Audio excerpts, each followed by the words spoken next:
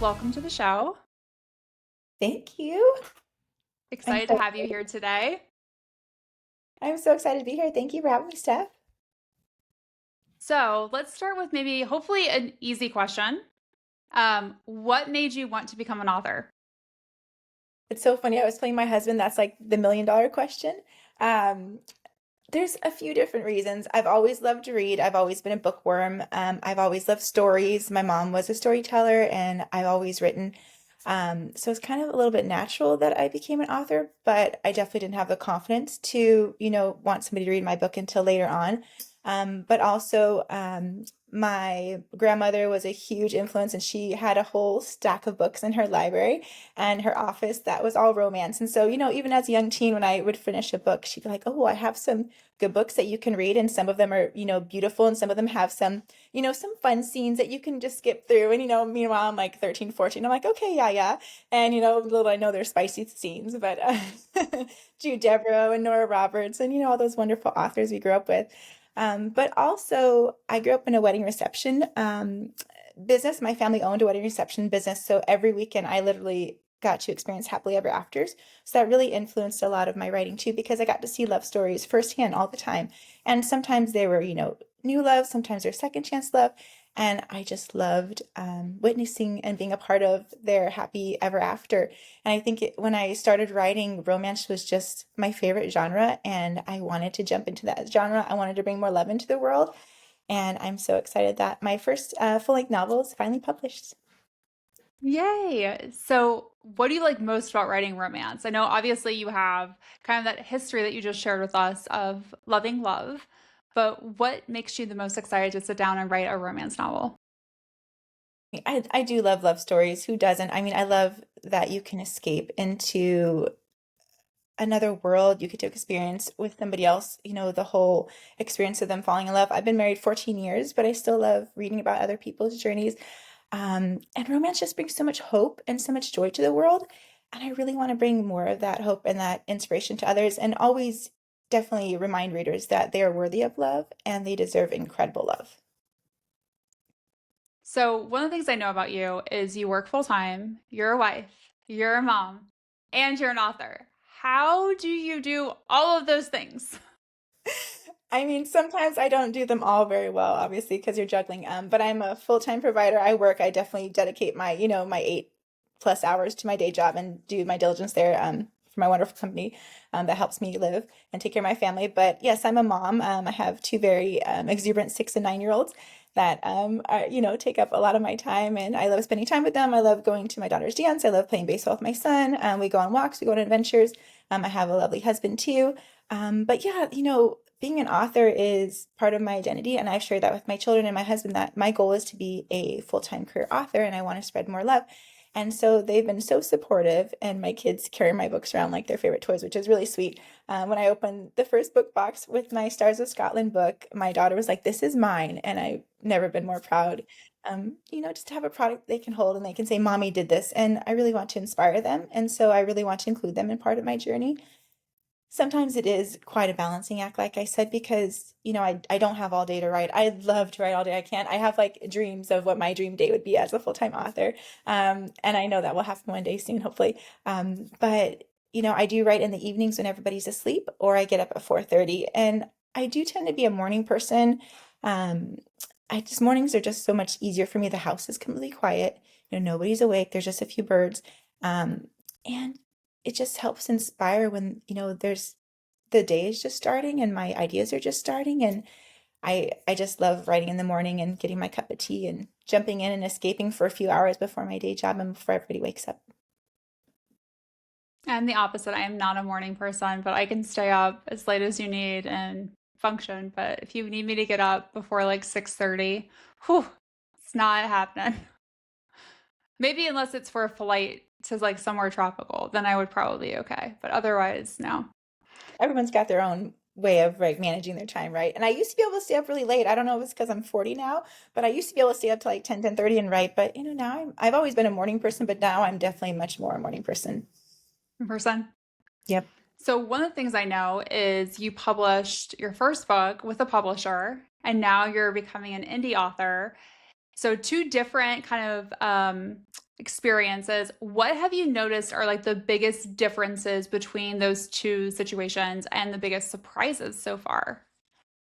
The biggest difference, I think, is just trying to figure out how to launch a book because the small press would take care of everything from the cover to the formatting to connecting with Ingram and Amazon and Barnes and everybody else. So they took care of all that. And it's been really a learning experience for me. And it's been really welcome and wonderful. But it has been a learning curve. And so I've leaned on some of my friends who are indie authors. And they've been so wonderful and helping point me in the right direction and have some really deep conversations with them and asking lots of questions. So thank you to all my lovely author friends. But there are some challenges, of course, because, I had to find a cover artist, and I did. I found lovely Sam at Ink and Laurel, who's a local cover artist, and she's amazing. But I had to also look into like Ingram and how to format, and I hired a formatter and the proofreader, and so there's a lot of other steps that I wasn't a part of with the publisher. But I've also aware of some of those steps now, so it's been good. I'd imagine the second book I indie publish will be much easier because I'll be more familiar with the process. But it's been a lot of fun.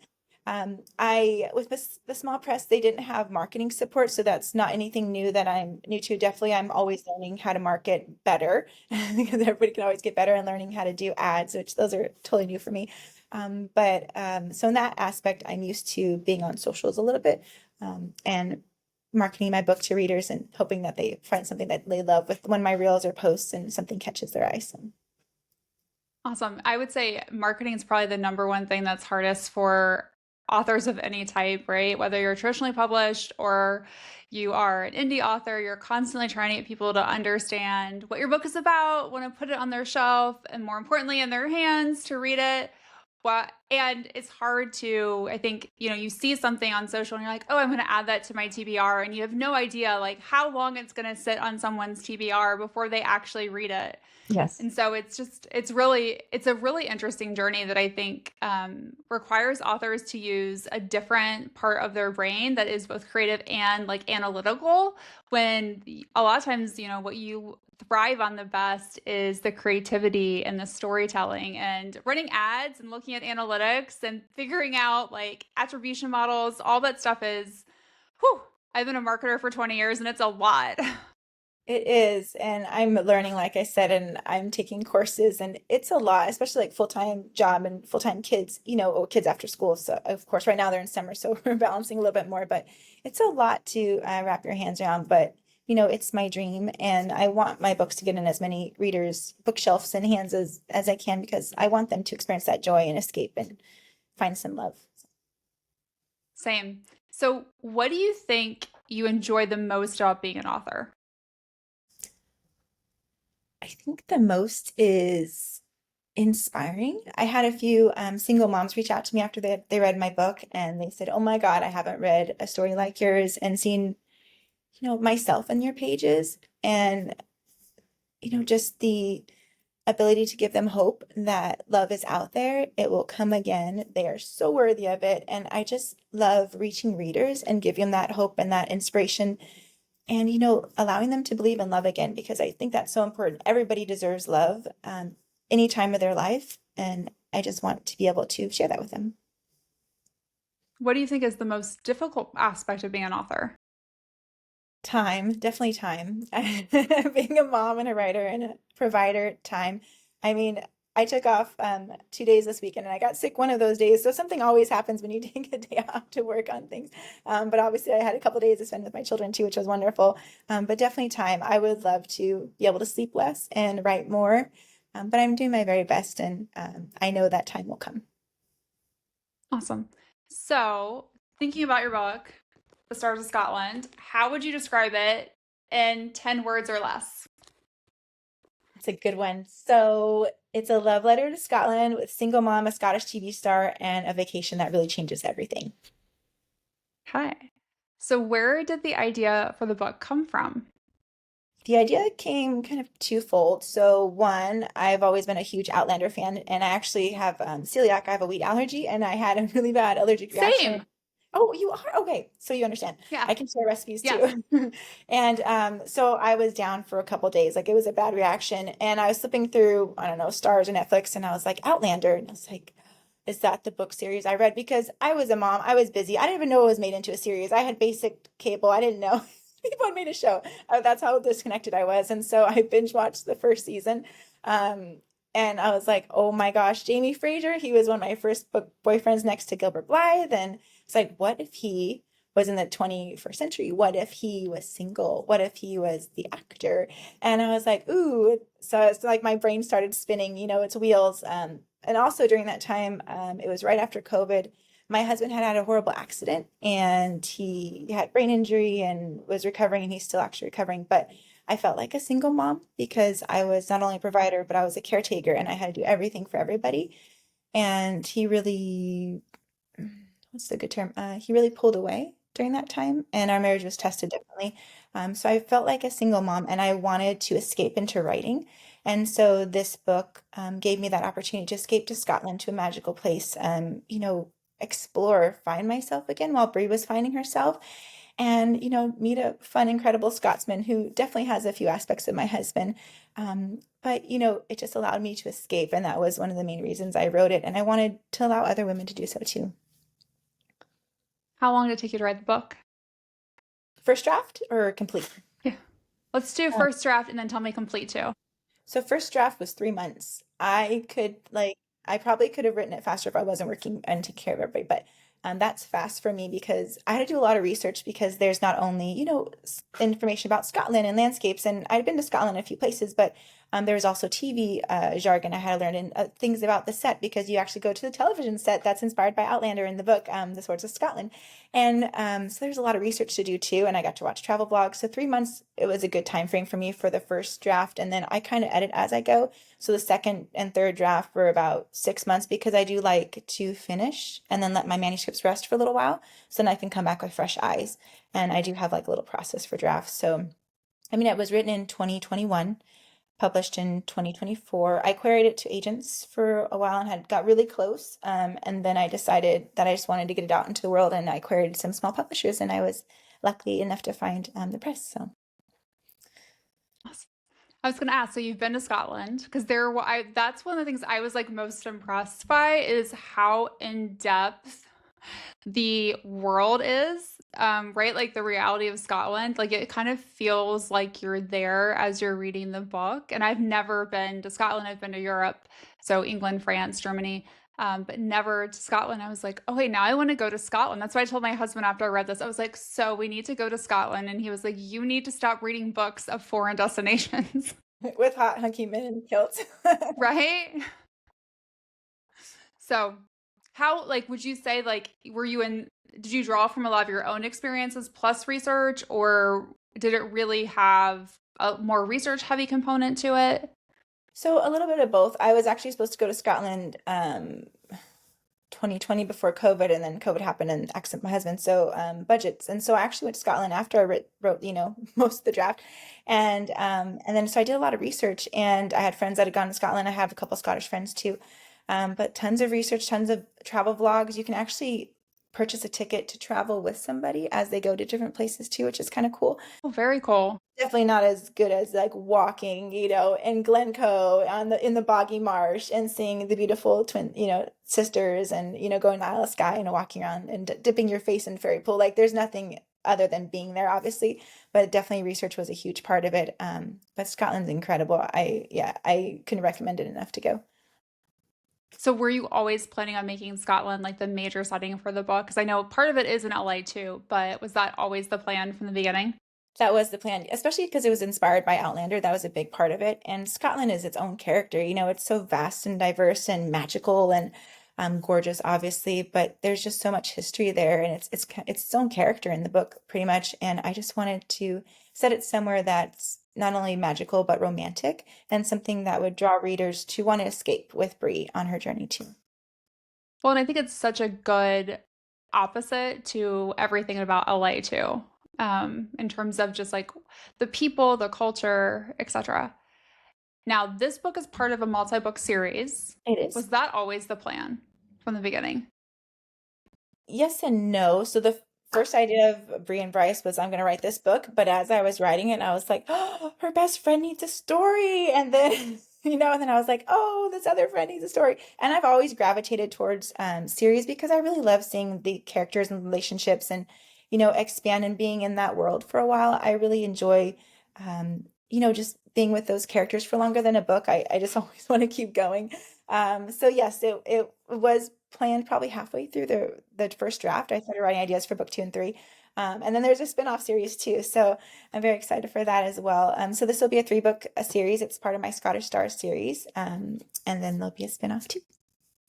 Awesome.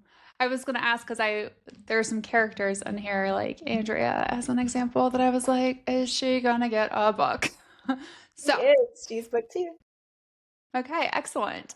All right, so one of the things that I loved about this book was your main character, Bree. She's like in her early 30s. She's divorced. She has 2 kids. Her divorce was not great, right? Kind of the way her marriage ended. And that is not the typical like female main character we see in a majority of romance novels, which was honestly so absolutely refreshing to read. Because I feel like so many novels these days are like in your early 20s and you have like no past and you're not jaded by anything. And I'm like, that is not real life. So, and then you have like, right, Bryce, who's like, what I think, what, early 40s. Yeah. So very different than what we see in a lot of other like main male characters. So why was it so important to you to have her be in her 30s, to have a complicated past like almost every single adult I've ever met has?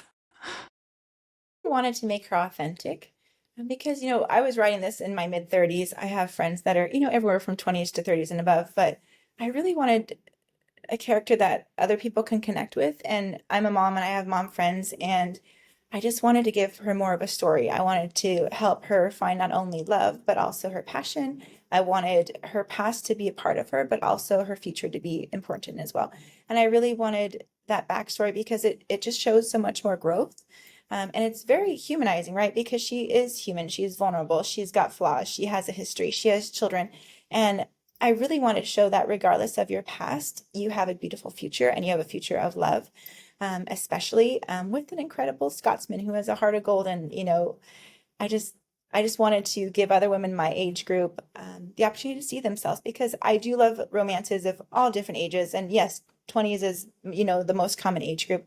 But I wrote actually 29 first, and then I was like, nope, 31, because there's something about being a 30-year-old where your life is more than, just your life is more, right? You have children, you have more responsibilities. And I wanted her to have more of that. And I wanted her to see that she can have those, but she can also be herself and she can also escape on a beautiful journey. She can also travel and she can find herself again, which I think a lot of people go through self-discovery a lot in their 30s and 40s. And she definitely does. And she finds herself and love. And I really love that. No, I do too. Well, because I think one of the things for me that I found so kind of like empowering about the story is there are so many times where she struggles. I've been married for over 20 years, I have 4 kids, but there are times like as a mom where you feel like you can't go do things for yourself because like, oh, what am I missing out with my kids? How like she kind of has that struggled on so many different occasions. I'm trying really hard not to mention any of them to give any spoilers away for people who read the book because you all should, but I think that felt very authentic and real to me. So like while I can't relate to being, divorced, I can definitely relate to being a mom who on a daily basis struggles with like, am I doing enough for my kids? Should I have been there? Should I stop what I'm doing? Is what they need more important than like maybe like what I need? How do I find, you know, take care of myself while also taking care of them? It's a hard challenge that I think a lot of romance novels like kind of skip over. It's like, oh, they fell in love, they had some sort of breakup, they got back together, they got married, they had kids, and I'm like, yeah, but like that part is like the majority of your Yeah. life, the end part. Let's talk Yep. about that. Exactly. Yeah. And I really want it to be authentic because, as a mom, I do feel guilty too. And I know you said you do too. And to give yourself permission and other moms permission reading to have fun and not feel guilty. I mean, I leave for an hour to go writing and I feel guilty and I come back, they're like, hey mom, how was your writing date with Miss Chanel? Like, they're so sweet. But you have that guilt, right? And it will never go away. And it doesn't go away for Brie, but she does go on an incredible venture. And you do see how, feeding her mind, her soul, and, through this journey, it's so important for us as women, especially as moms, to give ourselves that chance to take a break, go on an adventure, and refresh and refuel ourselves. Yes. Well, I think it's like the reminder that we all need that like you have to take care of you before you can really take care of anyone else is one of the things that reminded me of. Yes. The other thing that I liked about it was Bryce, right? Besides the fact that he is a very attractive Scottish man with an accent, so that like checks a lot of boxes. Um, and he's very protective, which also checks a lot of boxes. But is seeing him, I think, be such the opposite in terms of interaction with kids than what she saw in her marriage. Um, and I feel like that to me, or at least how she's described her marriage, right? I feel like that was so empowering too, because I know a lot of women who do have kids and they're single for whatever reason. They struggle to worry about finding someone who is going to embrace their family and their children as much as they really want. And so it was so great to see how the right person makes that so effortless. Yeah, I loved the moments with Bryce and the children. They were some of my favorites. And my husband is like this tall, gentle man that reminds me of Bryce too. And just those small moments where you see the connection, where you see the care, it means so much to not only mom, but also the children when you do have, a new family coming in and a new man coming in your life. You don't know what's going to happen. And to see that those small moments of love and early recognition that like he does want more and he has always wanted a family, but acting and everything has came first. And to see him, kind of yearn for that, it was just lovely. Yes. And I also loved, without giving more away, the relationship he has with his sister and how she kind of calls him on some things. I think that was also like very, very true and really beautiful to see as well. Yeah, I love all the familiar So, elements in there because it's not only his sister, but she has Andrea as like part of her family as her kind of sister, right? Soul sister, and then her mom. The family is such a huge important the family theme, right, throughout the book. New family, current families. well, and I think also like I thought this had definitely like a little bit of a found family trope where like your family is kind of who you make it. It's not necessarily who you're legally or biologically related to. And I think that is so important in today's world. Exactly, yeah. And everybody deserves to find the family that they want. Everyone deserves an incredible family. And I think Bree found that, and I just hope other readers find that too. So, what is your favorite line or passage from the book and why? So I was thinking about this one because you did send me that question. And it's so hard. So I was looking at the book and I have a couple, but this line is towards the end. And Bree and Bryce are having a discussion and trying to figure out what they want, right? And she says she needs a warrior. I need a warrior who's willing to fight for me and fight for love. I won't settle for anything less. And I think that's so important because you need a man that's willing to fight for you and fight for your relationship because there's not always going to be the golden, beautiful days. There's going to be hard times, and you want somebody that's going to, be your partner in that relationship and go to battle with you the good times and the hard times, right? And I just love that he's like she identifies him as her love warrior. So Yeah. Well, and I love that she is very clear, like in that moment specifically in the book, about what she needs to move forward and what she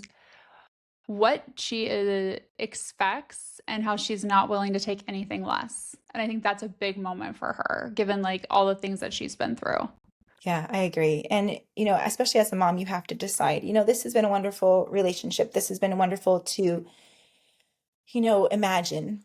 But what if this could be something permanent? What do I want? And I love that she's very vocal about that too, because we all need to, speak our truth, and she does that well. Yeah. Even when it's hard.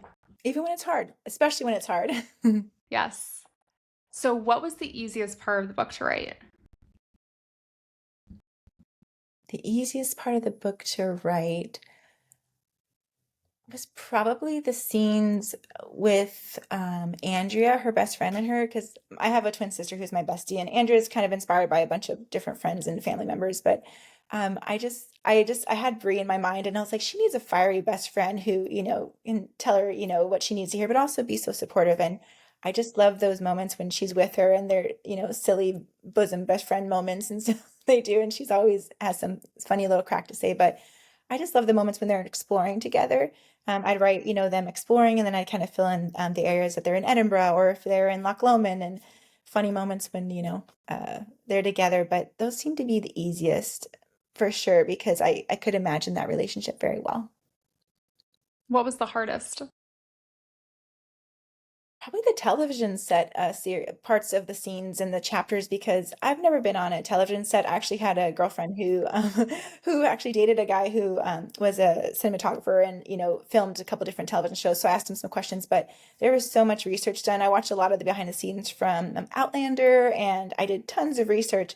But also, like, I wanted to create my own little world. It was definitely inspired by Outlander. So if you've read it, you can see the inspiration. But I wanted to create the world within the world of the book, right? So I wanted the reader to be able to go on this adventure that was part of reality. So they're not like in a fantasy land, it's real. And so to try to find the moments when Bree is at the television set, but also that she realizes, like, Bryce is a star, and to really define that for her and help her realize that he's this incredible person, but he's also a television star, and then define what that is for her, and then see her get excited on set and even go on a romantic ride is really fun too.